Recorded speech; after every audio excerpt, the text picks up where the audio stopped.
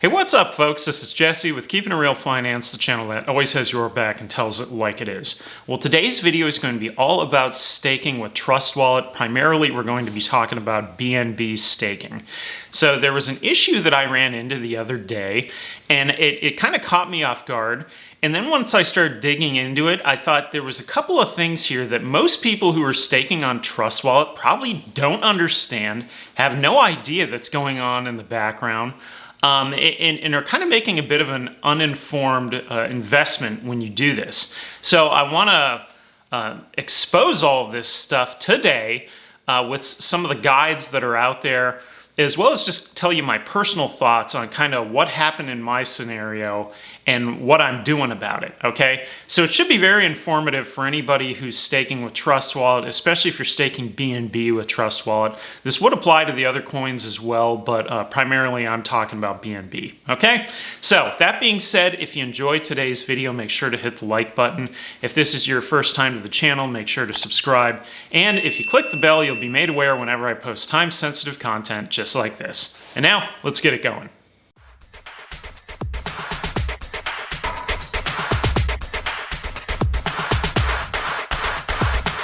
So what inspired this video was something that happened to me just the other day, which is what I'm going to share with you now, okay? So I was looking at staking, and in particular, after I did my video on Pokédex and the extremely high returns that you can get staking Pokédex, I thought, I really need to look into my BNB and see if there's maybe a better validator that pays more, okay? So for anybody who is staking BNB with Trust Wallet, the way that this works primarily, and by the way, Trust Wallet is owned by Binance, okay? But the way that it works is that you stake your BNB, and when you do so, you help secure the network for the Binance Smart Chain, okay? So they have numerous validators there, and I had been staking with one of them called Legend 3, and the rate it pays per day basically fluctuates, but the rate had been fairly decent. I'd been stuck with them for probably the last 3, 4, 5 months, doing pretty well, okay? So I was pleased with it, but I thought, hey, I wonder if there's anybody out there offering a better rate. And so lo and behold, the day that I look, there was the BNB 48 Club offering, go figure, 48% APR. So being that that was nearly double what I had been getting with Legend 3, I thought, all right, well, I need to redelegate my stake over to BNB 48 Club. So in Trust Wallet, this is super easy to do. You just look at your stake coins, you can go to redelegate, you shift them over to the new validator. That's it, right? So I thought I was all set.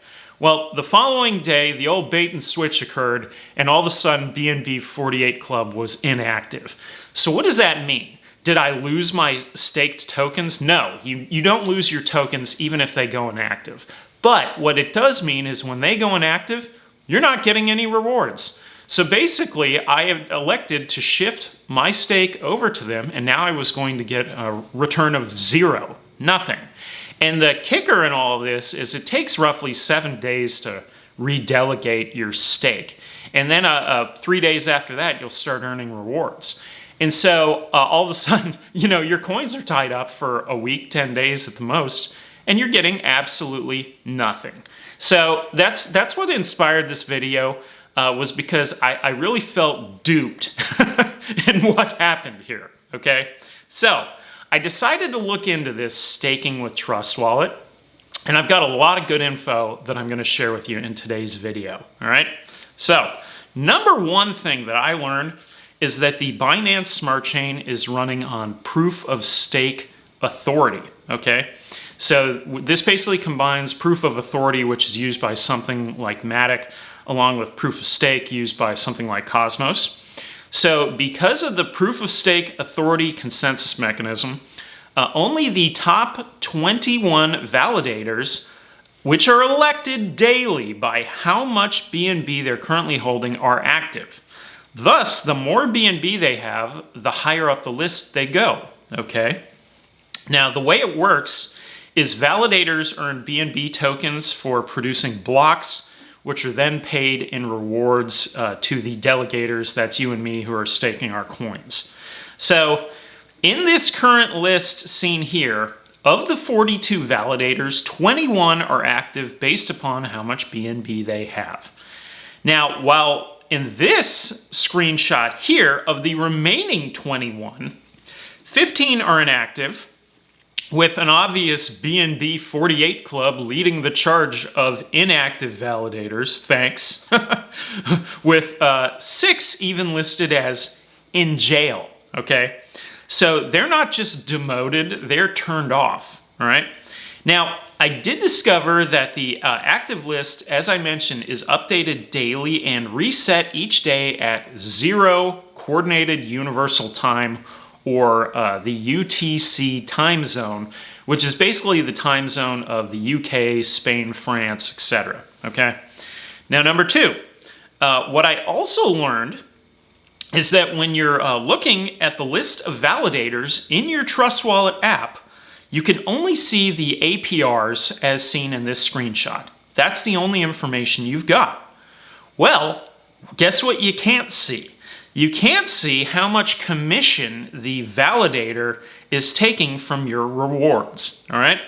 So why they don't show the commission in Trust Wallet is just kind of odd to me. I mean, they could easily, fit that in there, but they don't. They don't show you that, all right? So if you want to see the commission, all you actually need to do is visit binance.org/en/staking. Which lists the active staking validators, which have commissions which range anywhere between 2 and 12%. All right. So, in my opinion, the difference between 2 and 12% of a commission that's massive. I mean, that's really big, right? That's substantial. So, for example, the ANKR validator only charges 2%. While the Avengers validator, though it has a cool Marvel logo, is charging 12% on your rewards, all right? Now, what's interesting is that if you look at the top 2, Legend 3 has a slightly higher APR at roughly 11.74%, but also has a higher commission at 3%, whereas ANKR's APR is slightly less at 11.45%, but only has a 2% commission. So ANKR may actually be the better validator, right? Now, something else, and this is really eye-opening, is that if you filter the chart by voting power, which is how much BNB is being held by the validator, the numbers are nearly identical regardless of how much commission the validator is charging. So what this means is that it tells me the average person staking BNB on Trust Wallet has no idea that they're even paying commissions to a validator. So when I staked my PDEX, you can see the commissions right there when you're picking your validators. When you do it here on Trust Wallet, when you're in the app, you cannot see them at all. You have to go to the website to see them, all right? Now, all of this got me thinking, why was I delegating to Legend 3 or trying to use BNB 48 Club in the first place when ANKR was available as a validator? So for those who don't know, I actually did a previous video on ANKR months ago, and it's a great platform. I really liked it when I reviewed it.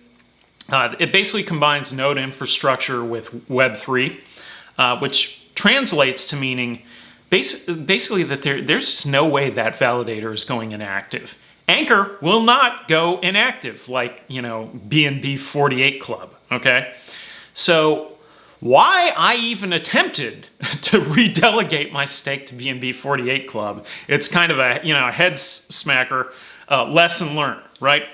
So when my BNB is available next weekend to be staked, I'm planning on moving it over to ANKR that I know won't go inactive, but where I'll also get arguably the best rewards and they have the lowest commission, okay? Now, what else is important to know here, and some of this I kind of briefly mentioned earlier, is that once you stake your funds by delegating them to a validator, your funds are then locked up for 7 days, a full week. And if after those 7 days you decide that you want to redelegate them to another validator or unstake them, your tokens altogether, that's another 7 days, okay? So the moral of the story here is pick the best validator, which is most likely ANKR at the moment, or Legend 3. They're both pretty comparable. And then don't mess with it, all right? Now, you will see the rewards of the APR fluctuate daily in the app. You can't control it, and you can't find a better rate, as all of the active validators typically go up and down together. So it never just fluctuates where one is way better than the rest, or if it is, in this case a BNB 48, that's because it's a big joke and it's not going to hold up. I had seen a Reddit post where it said one of the validators, I think it was Everest, they said, oh, it's getting 92%, right? Yeah, I doubt that held up for probably more than an afternoon, and then it went down, all right? So the bottom line here is when you're looking at the list of validators, they all go up or down together. And so you're just kind of comparing them that day. And if there's one that's way out there, it's probably not legit, all right? So first, some final thoughts here. So staking is safe. You will not lose your coins even if it goes inactive. That's not the way this works. So you don't need to worry about that part of it. But what you do need to do is watch and pick a good validator that will not go inactive. In the case of ANKR, I know that one is not going to go inactive. It's Web3. You know, it's everywhere. It's everybody's different computers are tied into this thing. So the way the ANKR works, that's never going to go inactive. So why I didn't just go with ANKR is kind of baffling, right? So it really gets kind of annoying when your coins then get tied up for a week. So like I said with mine, you know, I had been making rewards on my BNB all year long.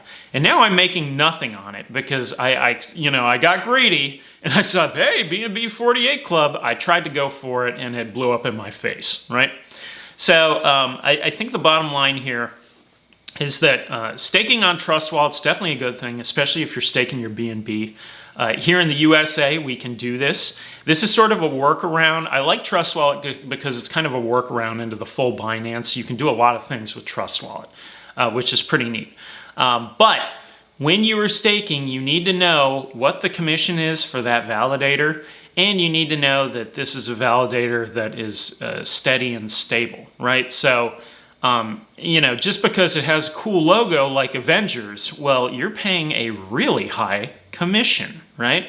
And I think the average person doesn't understand that you're paying a commission to this validator on those tokens. And then also, you know, something to keep in mind is that this rate is going to fluctuate daily. One day it's up, one day it's down. It goes all over the place. But the validators all as a group kind of go up or down together. So if there is that one that's way outside the group, it's because it's a joke, right? It's going to blow up in your face because it's going to go inactive the following day, okay? So I really just wanted to do this video today to share this experience because I had seen posts all over Reddit like this with people that were kind of confused and didn't really understand that this was happening with Trust Wallet or it happened to them. And so just wanted to share with you what I learned here today. Do I still think Trust Wallet's a good platform to stake on? Yes. Could it be more transparent? Yes, it could. It really needs to post those commission rates. You shouldn't have to go to another website to find them, in my view. But that being said, it is pretty easy to go to that website, find those rates, and then pick the one that you like. In my case, I'm going to be moving over to ANKR, and then I'll be fine from here on out. So that's it for today's video. I hope you enjoyed it. If you did, make sure to hit the like button. Don't forget that I'm also on Twitter at KIR Finance, where you can find me tweeting and retweeting on a regular basis. Check me out there. I've also now got a merch shop with links through the YouTube app, as well as you can go to kirfinance.myspreadshop.com. Got various designs with shirts, hoodies, stickers, mugs, you name it, that's all there. I've also got my NFT series, the LDC skulls, that are for sale now at OpenSea.io. Feel free to check those out. And lastly, for a friendly reminder, this is Jesse with Keeping It Real Finance, the channel that always has your back, tells it like it is, and I will see you on the next one. Later.